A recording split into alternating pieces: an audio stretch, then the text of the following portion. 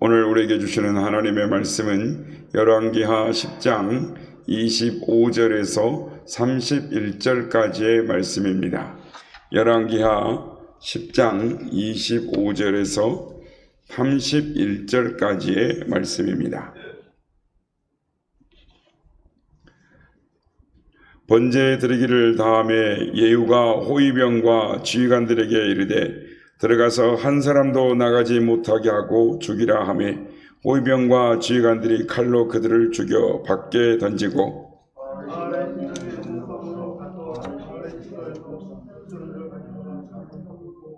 바알의 목상을 헐며 바알의 신당을 헐어서 변소를 만들었더니 오늘까지 이르니라.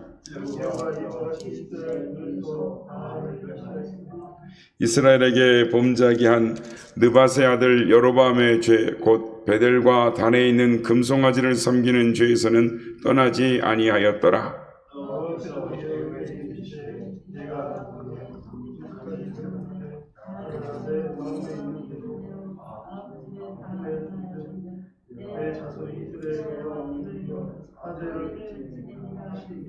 다 같이요. 그러나 예후가 전심으로 이스라엘 하나님 여호와의 율법을 지켜 행하지 아니하며 여로보암이 이스라엘에게 범죄하게 한 그 죄에서 떠나지 아니하였더라. 아멘. 할렐루야. 오늘도 우리 예배 가운데 함께 하신 주님을 찬양합니다. 그리고 새벽을 깨워 기도의 향연으로 하나님 앞에 나오신 모든 성도님들께 하나님의 은혜와 평강이 함께 하시기를 기원드립니다. 오늘 본문의 이야기는 어제에 이어서 예후가 하나님께 기름 부음을 받고 북이스라엘의 이 종교 개혁을 하는 이야기를 소개하고 있습니다. 그런데 참 이해할 수 없는 상황을 성경이 말을 하고 있습니다. 오늘 본문 28절에서 29절 말씀입니다. 예후가 이와 같이 이스라엘 중에서 바알을 멸하였으나 29절 이스라엘에게 범죄하게 한 느밧의 아들 여로보암의 죄 곧 베델과 단에 있는 금송아지를 섬기는 죄에서는 떠나지 아니하였더라. 조금 더 자세히 살펴보면 더 이전 구절을 보면 이렇게 말씀을 합니다. 오늘 보면 25절에서 27절 말씀입니다. 25절 번제 드리기를 다음에 예후가 호위병과 지휘관들에게 이르되 들어가서 한 사람도 나가지 못하게 하고 죽이라 하며 호위병과 지휘관들이 칼로 그들을 죽여 밖에 던지고 26절 바알의 신당에 있는 성으로 가서 바알의 신당에서 목상을 가져다가 불사르고 27절 바알의 목상을 헐며 바알의 신당을 헐어서 변소를 만들었더니 오늘까지 이르니라. 성도 여러분, 예후는 왜 그렇게 무섭게 철저하게 바알을 섬기던 사람들을 척결하면서 왜 여로보암의 죄에서는 벗어나지 못하였을까요? 먼저 여로보암의 죄가 무엇입니까?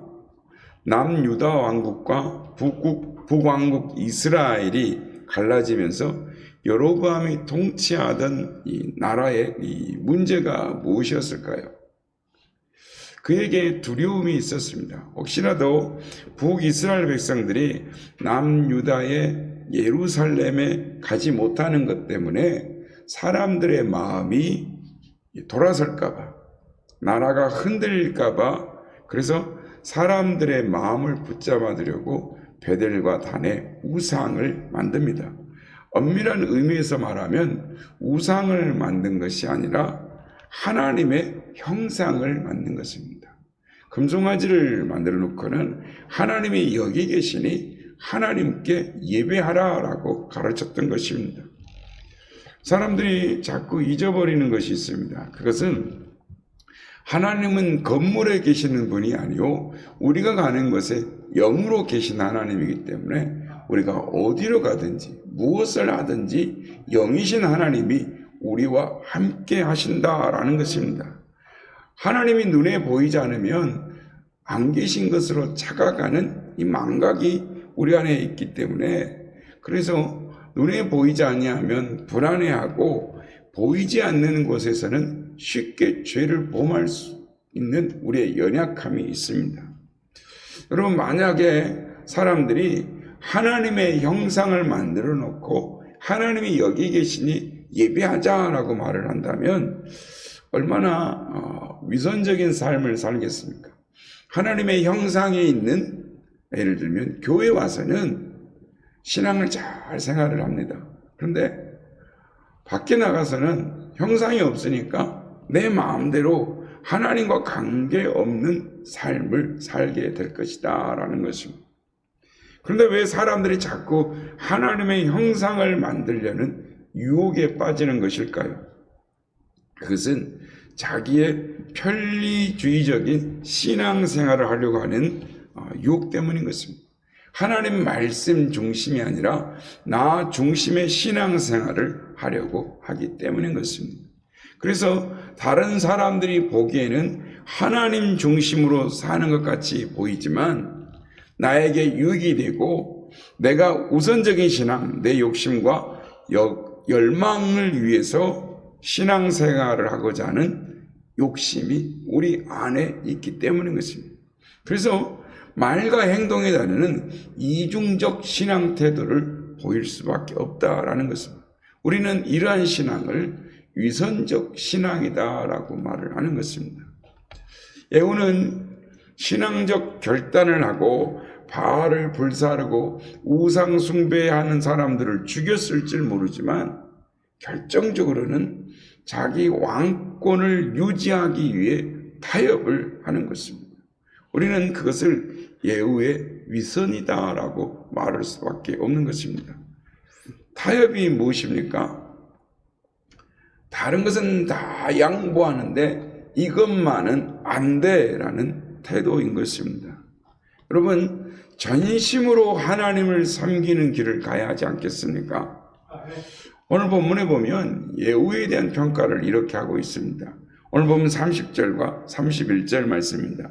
30절, 여호와께서 예후에게 이르시되 내가 나보기에 정직한 일을 행하되 잘 행하여 내 마음에 있는 대로 아합의 집에 다 행하였은즉 내 자손이 이스라엘 왕위를 이어 4대를 지내리라 하시니라. 31절, 그러나 예후가 전심으로 이스라엘 하나님 여호와의 율법을 지켜 행하지 아니하며 여로보암이 이스라엘에게 범죄하게 한 그 죄에서 떠나지 아니하였더라. 위선이라는 단어와 대비되는 단어가 있다라고 한다면 오늘 본문에 나오는 전심이 아닐까 생각합니다. 위선의 이유는 누군가를 신경 쓰는 것입니다. 누군가의 평가가 중요하기 때문에 내면의 나와 다른, 그러니까 내 내면의 다른 모습을 만들어내는 것입니다. 다른 말로 하면 솔직하지 않다라는 것입니다. 그런데 사람들은 이런 위선적인 모습에 쉽게 넘어 속아가는 것입니다. 하지만 하나님은 우리의 마음속, 우리의 중심을 보시는 하나님이십니다. 아주 재미있는 이야기가 있습니다. 예전에 제가 한번 이야기한 적이 있는데, 우리나라 초창기에는 90년대까지만 해도 이렇게 하는 교회가 있고 지금도 하는 교회가 있습니다만은 금요일 저녁에 해서 토요일 새벽까지 철야 기도를 하는 교회가 있습니다. 그런데 이것이 우리는 이 철야 기도의 전통이 있는데 요즘 사람들의 편의를 생각해서 시간을 조금씩 앞당기더니 이제는 7시 이렇게 예배를 드립니다. 그리고 나서는 이제는 아예 지금 철야 기도 하는 교회가 아예 없습니다. 아니 심지어 금요 심야 기도에도 쉬는 교회들이 생겼습니다. 그래서 어쨌든 이런 모습들이 늘 아쉽게 생각하던 어느 교회에서 이렇게 돼서는 안 되겠다. 우리 다시 한번 철야 기도를 시작하자. 이렇게 생각하고 자기 교회의 전통을 다시 살려보려고 조금 늦은 저녁에 모여서 새벽까지 옛날에 철야 기도를 해보자라고 했습니다. 그런데 이 직장 생활을 하는 사람들이 대부분이라 이 철야 기도가 쉽지 않습니다. 그래서 자정이 넘어가고 1시, 2시가 될 무렵이면 거의 사람들이 기도하면서 꾸벅꾸벅 졸고 앉아있는 겁니다. 어떤 사람은 코를 골면서 자는 사람도 있었습니다. 그런데 어떤 한 사람이 졸지 않고 열심히 기도합니다. 그냥 기도하다 보니 조용하니까 기도해서 눈을 뜨다 보니까 다 자고 있는 겁니다. 그래서 이런 모습을 본 사람이 하나님께 다음같이 기도했습니다. 장로, 집사 할 것 없이 다 저 모양이니 하나님 얼마나 민망하십니까? 이제 하나님 그 사람이 뭐라고 말하는 줄 아십니까? 하나님께서 이 사람에게 이렇게 말했다고 합니다. 아무개야, 그렇게 깨어서 남 흉볼 거면 너도 자거라. 기도 시간에 자는 것보다 깨어서 남을 흉보는 것, 정죄하는 것이 더 나쁘다라는 것입니다. 혼내는 시어머니보다 말리는 시누이가 밉다라는 말이 있습니다. 그 시누이의 마음이 진심이 아니기 때문입니다.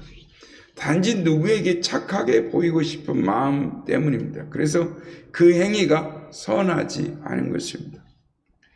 예후가 바알의 신상을 다 부숴버리고 이방 우상 숭배자들을 다 죽였다 할지라도 그 마음이 하나님을 향한 전심이 아니고 정권을 유지하기 위한 수단이기에 위선적인 신앙인 것입니다. 우리는 예후의 또 다른 위선적인 신앙을 봅니다. 그는 전심으로 하나님을 따르지 않았습니다. 그런데 그는 과도하게 열심을 내는 것입니다. 하나님의 말씀을 행하되 과도하게 행하는 것도 역시 잘못된 것입니다. 그 어떤 이유에서든지 말씀 이외에 자기 생각이 들어가면 잘못되기 십상입니다. 열왕기하 9장에 보면 엘리사가 하나님의 명령을 따라서 nim시의 손자 여호사밧의 아들 예후에게 기름을 붓고 이스라엘의 왕이 되게 하는 장면을 어제 우리가 보았습니다. 그리고 그를 왕으로 삼은 것은 아방의 범죄함으로 말미암아 아방의 온 집안과 이세벨을 심판하라고 하시는 하나님의 말씀 때문이었습니다. 그런데 그가 아합의 집의 온 족속과 이세벨을 심판하는 데 있어서 오늘 우리가 10장을 읽어보면 유다왕 아하시야를 죽입니다. 열왕기하 9장부터 10장을 다 읽어보면 정말 잔인하게 사람을 죽이는 심판이 나오는데 바알을 섬기는 자 모든 자를 심판하고 하나님의 뜻을 세운다고 하면서 아하시야 유다왕 아하시야뿐만 아니라 유다의 아하시야 왕 형제 왕자들 42명을 처참하게 죽입니다. 우리가 흔히 과유불급이라는 말이 있습니다. 지나친 것은 모자란만 못하다라는 것입니다. 예를 들어 건강을 위해 운동하는데 너무 과다하게 해서 건강을 해치면 안 되는 것입니다. 건강식도 마찬가지입니다. 적당히 먹어야 되는데 너무 많이 먹어서 또 다른 병을 유발시키는 것입니다. 신앙생활도 마찬가지인 것입니다. 열심히 하는 건 좋은데 그 열심 때문에 하나님의 뜻을 거르는 잘못이 있다라는 것입니다. 우리가 흔히 목숨 걸고 신앙생활 한다라는 말을 하는데 사실 목숨 걸고 잘 믿는데 자신의 가정을 돌보는 일조차 소홀히 하면서 목숨 걸고 신앙생활 한다라는 것은 열심히 신앙생활하는 것이 기도만 하는 것으로 이렇게 신앙을 오해하고 있는 것입니다. 예후는 하나님의 심판을 따라 행한다라고 하면서 어느 순간에 자신이 심판관이 되어 잔인하게 행동하고 있는 것을 보게 되는 것입니다. 여러분, 왜 예후는 아합의 집안뿐만 아니라 이 유다의 왕자들까지 잔인하게 죽였을까요? 우리는 예후의 모습 속에서 우리의 모습을 보게 되는 것입니다. 하나님께 받은 말씀 이외의 것을 주장하고 싶은 욕망이 우리 안에 있는 것입니다. 그 욕망은 하나님의 뜻이 아니라 자신의 것을 이루고자 하는 것입니다. 결국 하나님의 말씀을 순종하는 것으로 시작했지만 하나님의 말씀을 순종하면서 하나님께서 주시는 그 힘을 가지고 자신에게 찾아온 욕망을 이루기 위한 욕심을 내는 것입니다. 당연히 그런 생각이 가능하지 않겠습니까? 당시 북이스라엘과 남유다가 갈라진 상황에서 예유에게 주신 하나님의 사명은 북이스라엘을 회복하는 일이었고 그 힘을 주셨는데 그 힘을 쓰다 보니 욕심이 생겼다라는 것입니다. 유다왕 아하시야를 죽이면 유다 땅도 차지할 수 있다라는 생각을 하지 않았을까요? 아니 그렇게 생각하지는 않았다 할지라도 그가 계획을 시작하면서가 그가 휘두르는 힘이 얼마나 엄청난지를 주위 사람들에게 과시하고 싶지는 않았는가 그런 마음이 들지 않았을까요? 열왕기하 10장 오늘 보면 16절에 보면 이런 구절이 나옵니다. 16절 이르되 나와 함께 가서 여호와를 위한 나의 열심을 보라 하고 이에 자기 병거를 태우고 라고 말합니다. 예후는 하나님에 대한 대단한 열심이 있었습니다. 그래서 이스라엘 전 지역을 돌아다니면서 아합의 집과 관련된 사람들을 찾았고 그들을 하나님의 명령대로 죽였습니다. 그뿐 아니라 이스라엘 땅을 우상 숭배 땅으로 만들었던 바알 선지자들과 바알을 섬겼던 사람들을 죽였고 또 바알의 신전과 우상을 깨뜨리고 또 심지어 바알의 신전을 화장실로 만들어 버렸습니다. 그러나 실상은 자신을 위한 것이었습니다. 열심을 가장한 그의 욕망이었습니다. 그래서 오늘 보면 29절은 이렇게 말씀하는 겁니다. 이스라엘에게 범죄한 느밧의 아들 여로보암의 죄, 곧 베델과 단에 있는 금송아지를 섬기는 죄에서는 떠나지 아니하니라. 우리는 예후의 모습을 통해서 우리의 모습을 보게 되는 것입니다. 그리고 깨닫게 되는 것입니다.